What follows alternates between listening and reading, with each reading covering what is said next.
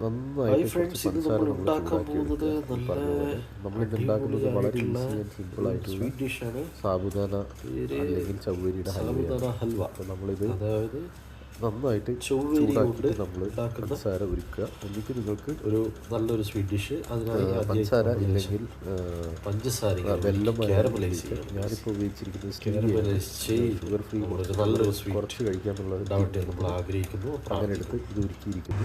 ഇതിലേക്ക് sugar syrup നല്ല caramelisation ഇച്ചിരി വെള്ളം നമ്മൾ പാത്രം കുറച്ച് ചൂടായതുകൊണ്ട് വെള്ളം തെറിച്ച് ഇച്ചിരി വെള്ളം നമ്മൾ ഒഴിച്ചു കൊടുക്കുകയാണ്. നല്ല കാരമലൈസേഷൻ നല്ലൊരു കളർ ഒഴിച്ചു കൊടുത്ത് നമ്മൾ നന്നായിട്ട് തിളപ്പിക്കുകയാണ്.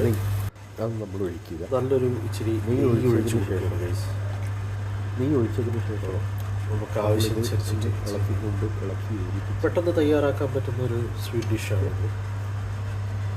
നന്നായി ഇത് ഇപ്പം തന്നെ നല്ലൊരു നെയ്യും പഞ്ചസാരയും നല്ല ചൂടുവെള്ളത്തിൽ നല്ലൊരു വളരെ പെട്ടെന്ന് ഉണ്ടാക്കാൻ പറ്റുന്ന ഒരു സ്വീറ്റ് ഡിഷാണ്. ഓക്കെ, അതിൽ നമ്മൾ കുറച്ച് റോസ് വാട്ടർ എടുത്തിരിക്കുകയാണ്. നമ്മളിടണം. ഇച്ചിരി ഏലക്ക പൊടിച്ചതാണ് ഇത്, അത് നമ്മളിടുന്നു. പിന്നെ അതിനൊപ്പം ഇച്ചിരി സാഫ്രോൺ കണ്ടിട്ട് ഇത് നമ്മുടെ ആവശ്യമനുസരിച്ചിട്ട് നമ്മൾ എടുക്കുന്നു. നമ്മളിതിൽ ഇടാൻ വേണ്ടി പോകുന്ന ചേരുവകളാണ്. റോസ് വാട്ടർ ചേർത്തതിന് ശേഷം ഇച്ചിരി അപ്പോൾ റോസ് വാട്ടർ ഇട്ടതിന് ശേഷം ഒരു നല്ലൊരു അത് ഇടുമ്പോൾ തന്നെ വേണ്ടിയിട്ട് ഇളം മഞ്ഞ കളർ നമുക്ക് ഇതിന് വേണ്ടി കുറച്ച് കളർ ആഡ് ചെയ്യുക. അത് ഇല്ലാത്തത് അതിനുശേഷം പൊടിച്ചു വെച്ച ഇച്ചിരി ഏലക്ക പൊടിച്ചത് ഒരു ലേശം ഏലക്ക പൊടിച്ചത് കൂടി ഇട്ടിട്ട് നന്നായിട്ട് ഇത് തിളപ്പിക്കുക. അപ്പോൾ ഇതിൻ്റെ ഫ്ലേവേഴ്സൊക്കെ നമ്മൾ ശരിക്കും ഇൻഫ്യൂസ് ചെയ്തെടുക്കുക. അതാണ് ഇപ്പം നമ്മുടെ ലക്ഷ്യം. എന്നിട്ട് ഇതെല്ലാം കൂടി നന്നായിട്ട് യോജിപ്പിക്കുക.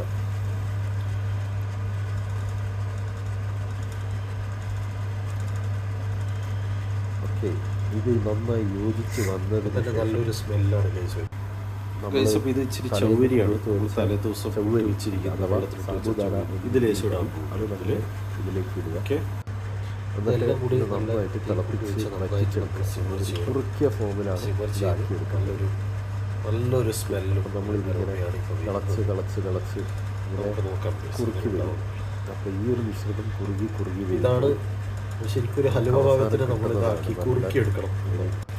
ഇതിലെ വെള്ളം വെച്ച് നന്നായിട്ട് കുറുകി വളരെ കൺസിസ്റ്റൻസി ആയിട്ട് വരുന്നത്. കുക്കിംഗ് ടൈം വളരെ ലെസ്സാണ്. ഇതാണ് വളരെ നല്ലൊരു കേട്ടോ.